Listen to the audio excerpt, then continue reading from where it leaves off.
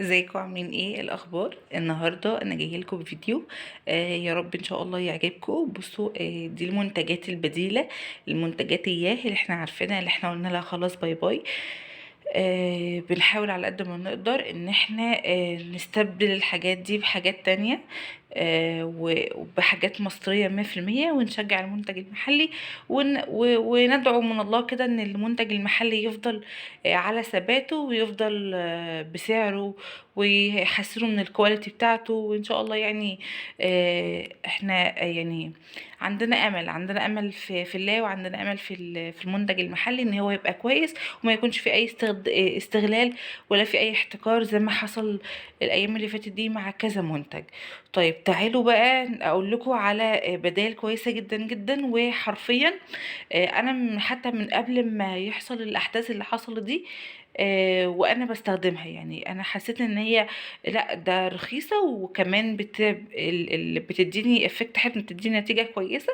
فقلت لي لا، طب ما استخدمها. وبالفعل والله بقى لي فعلا كذا شهر بستخدم المنتجات دي، واول ما بلاقي عليها اوفر بجيبها. بصوا، بسم الله الرحمن الرحيم كده نبدأ مع بعض. المنتج اللي احنا المنتجين او التلاتة اللي احنا عارفينهم، اللي هو تلاتة، واحد اتنين تلاتة، اللي احنا خلاص قلنا لهم باي باي. في عندي منتجين مصريين بدلهم، وحرفيا يعني كويسين جدا جدا. زي مثلا اوكسي شركة مصرية 100%. في منها اوتوماتيك، وفي منها الغسالات العادية. يعني مثلا هنا العبوة دي كان اوفر 8 كيلو زائد كيلو، يعني 9 كيلو.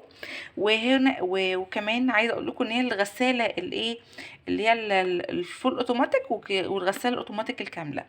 يعني تنفع لده او ده، يعني الغساله اللي هي من فوق، او الغساله اللي هي ايه حلتها من النص دي.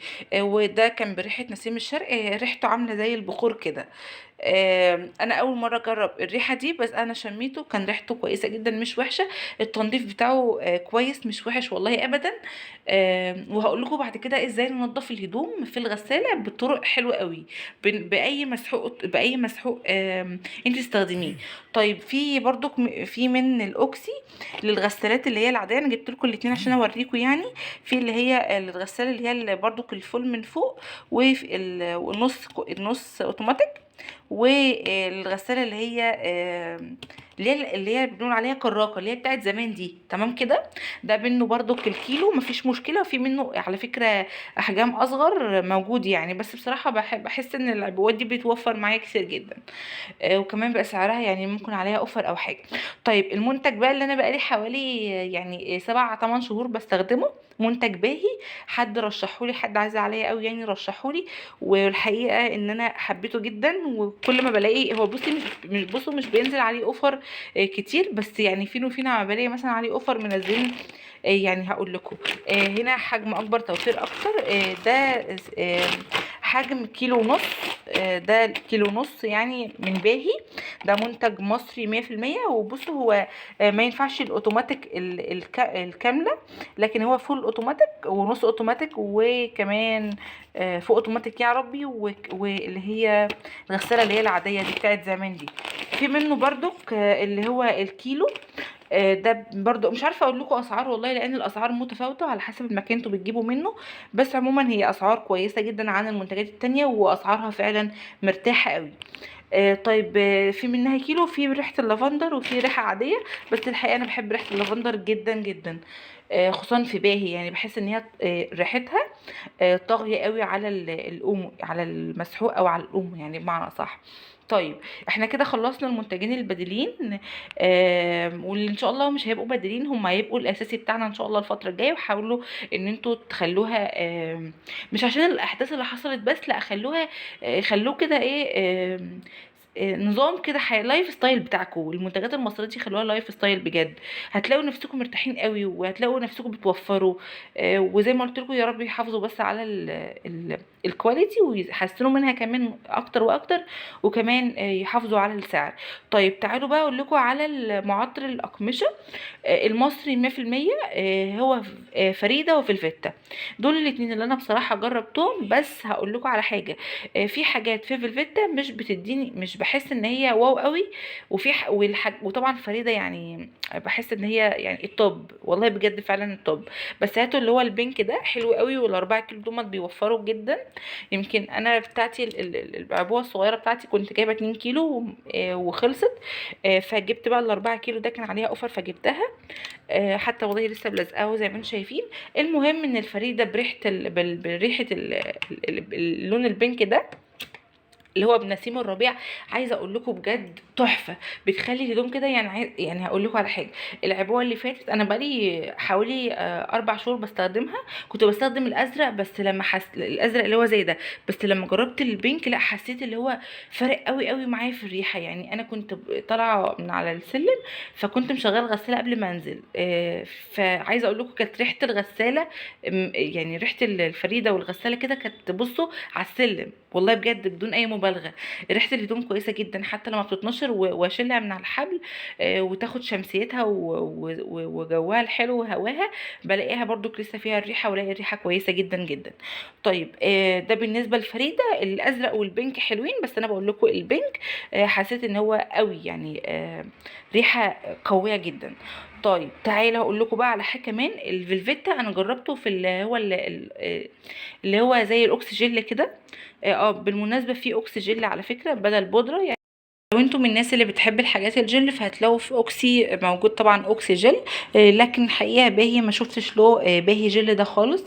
طيب انا قلت لكم على فريده كويسه جدا جدا، واللون البينك احسن كتير جدا من الازرق بالنسبه لي. وبرضك بجيب الازرق على فكره لو في اوفر حلو بجيبه دايما. هاتوا ال4 كيلو عشان بيوفر معاكم. طيب بعد كده منتج فيلفيتا. منتج فيلفيتا بالمناسبة قبل ما اتكلم عنه ان هو بيدعم بهية زي ما انتم شايفين. يعني تقريبا على ما اعتقد كده ان يعني في يعني في حاجات او فلوس الشركة دي بتوديها البهية. يعني تقريبا على كل ازازة مثلا او على كل، المهم ان هم بيودوا جزء من ارباحهم لبهية. وده اللي المفروض لما بيتكتب على العبوة كده بنبقى عارفين ان هو بيدعم بهية. طيب طبعا انتوا عارفين بهية، ربنا يا رب يشفي الجميع ويشفينا جميعا يا رب. هقول لكم بقى على حاجه. الازرق انا بالنسبه لي كويس جدا، والبينك حلو قوي قوي. دول بصراحه الطب. يعني انا لما جربت كل الانواع في فيلفيتا زي ما انتم شايفين اهو اهو. هقول لكم بالنسبه لي الاحسن ايه. كلهم منعم ومعطر للمنسوجات او للمفروشات. التلاتة زي بعض بما فيهم الرابع اللي هو البينك.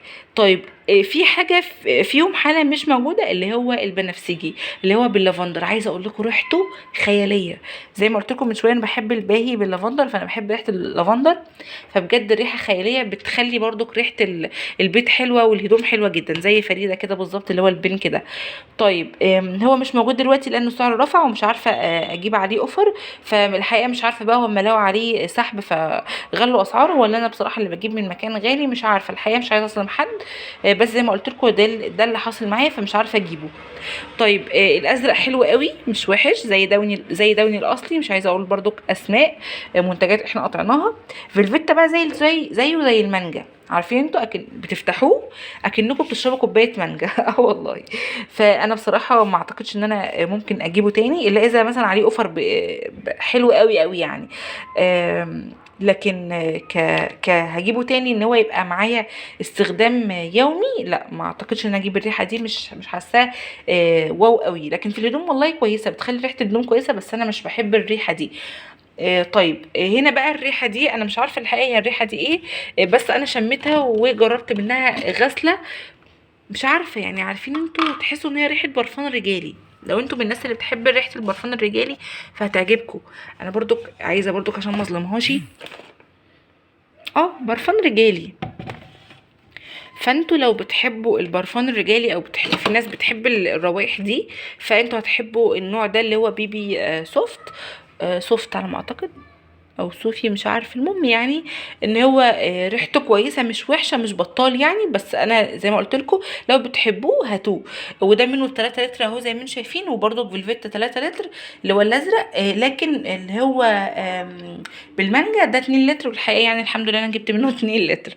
وفي زي ما قلت لكم مش عارفه قلت لكم ولا لا، ان في من فيلفيتا 600 مللي، وفي 200 مللي، وفي لتر ونص، في لترين، في 3. يعني على حسب يعني على حسب ما انتم شايفين قدامكم او في السوبر ماركت او الهايبر. فهتلاقوا عايزين تجربوا مثلا جزء، يعني تجربوا عينات كده اللي هي ال 200 مللي دي اللي هي ربع كيلو تقريبا. فانتوا جربوها 200 جرام دي، جربوها يعني ان شاء الله. خدوا منها تيست، يعني هي تعتبر تيست، خدوا منها وجربوها وشوفوا انتوا هتحبوا ايه وافضل حاجه معاكم هتبقى ايه.